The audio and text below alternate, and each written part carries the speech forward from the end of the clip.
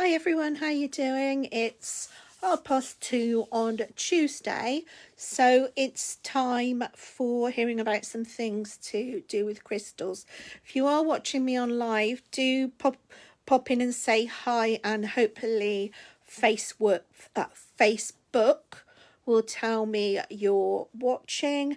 Otherwise, hashtag replay, hashtag sorry I missed you.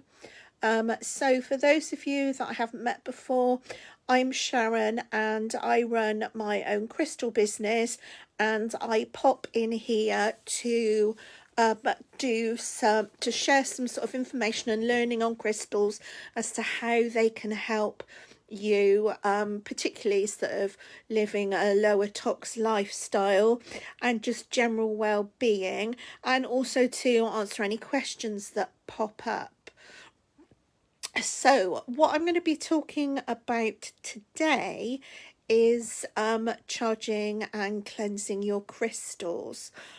So I talked last week, and if you haven't watched that one yet, do go back and watch it. I talked last week about crystals, working on energy and working with the energy centers throughout our body.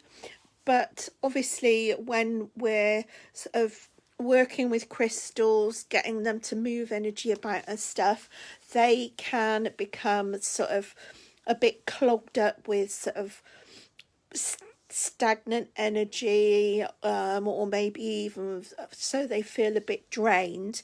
And the more you use crystals, you will gradually over time start to get a feel as you pick your crystals up that, oh, actually something feels a bit funky, maybe I need to do something with this. So it's two different things to talk about. First of all is cleansing, and that is actually about getting rid of any stagnant energy and anything that has sort of built up on your crystals.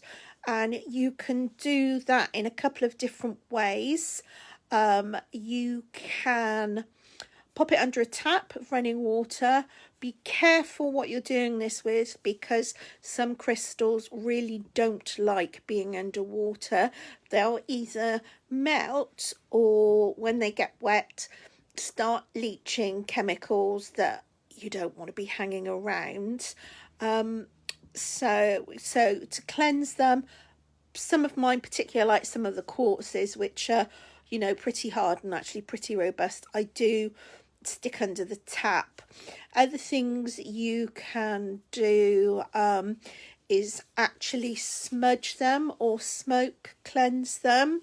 So you can get a sage stick, a piece of Santo Paolo wood, or incense cones or incense sticks, something like that.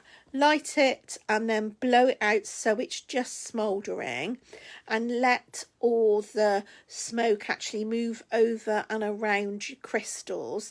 And that is a really good way of cleansing your crystals, and you can do that with any crystal without fear of damaging them. Now I'm going to spend a bit more time talking about charging your crystals. And the reason that I've picked today to talk about charging is yesterday was the full moon. It's actually the wolf moon in January. But the effects of the full moon last a couple of days either side of the actual date.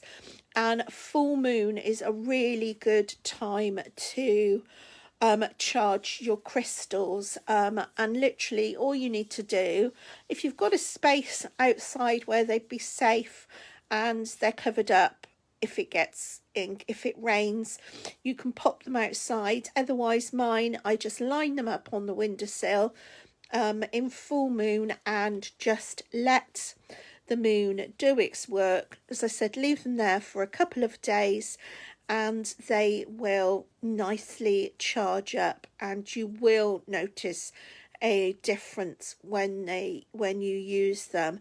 So that's one of the easiest and one of the simplest ways that you can charge your crystals. However, there are a couple of other ways that I'm going to mention here.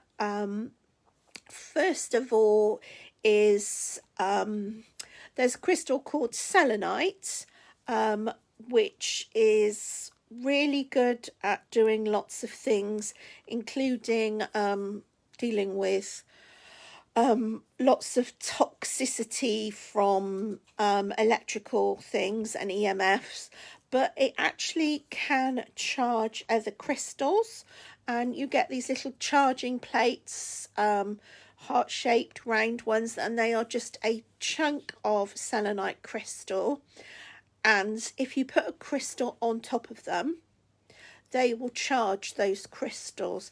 So for example, if you wear your crystals as jewellery, have a piece of selenite sat on your dressing table or whatever. When you take your jewellery off at night, you can then put it on the piece of selenite, and that will charge it overnight for you to wear the next day. You can also do similar things with amethyst beds. So, you know, the real chunks of amethyst where you've still got all the peaks coming on them. Again, you can do similar, pop small tumble stones or jewellery on there, and they will cleanse as well. So that's just a couple of very quick ways that you can charge and cleanse your crystals. If you've got any questions, do pop them in the comments below, and I will come back and have a look at those later. I think a couple of people may have popped on and off, but Facebook didn't tell me who. So if you did watch live, then do let me know. Let me know what you thought of it. Otherwise, hashtag replay, hashtag sorry I missed you. And thanks for watching, and I will be back next Tuesday with some more crystal learning. So bye for now.